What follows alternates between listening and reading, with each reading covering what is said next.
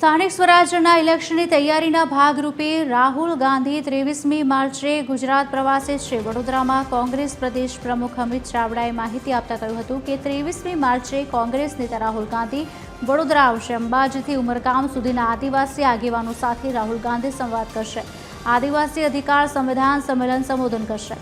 રાહુલ ગાંધીના સંવાદ બાદ કોંગ્રેસ ગુજરાતમાં આંદોલનની રૂપરેખા ઘડશે। અમિત ચાવડા સાથે કોંગ્રેસ આદિજાતિ મોરચાના રાષ્ટ્રીય અધ્યક્ષ વિક્રાંત ભુરિયા પણ ઉપસ્થિત રહ્યા હતા। સંવાદના કાર્યક્રમમાં એમની સાથે સીધા જોડાવા માટે આપણા દેશના વિપક્ષના નેતા આદરણીય રાહુલ ગાંધીજી આવી રહ્યા છે। 23 તારીખે બપોરે 4 વાગે વડોદરા ખાતે રાહુલજીનું આગમન થશે।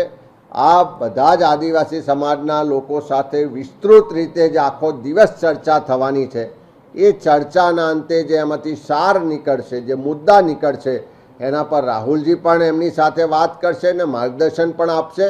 અને આવનારા સમયમાં ગુજરાતમાં આદિવાસી સમાજના હક અધિકારની લડાઈને કોંગ્રેસ પાર્ટી મજબૂતાઈથી લડશે।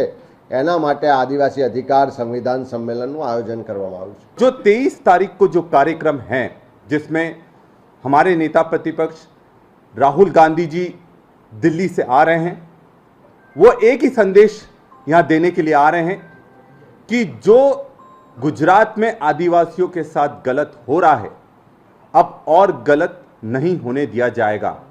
और संविधान में जो भी नियम है और संविधान में जो भी ताकत है, उसको उपयोग कर कर उनके पक्ष में पूरी ताकत से यहाँ की सरकार से लड़ा जाएगा।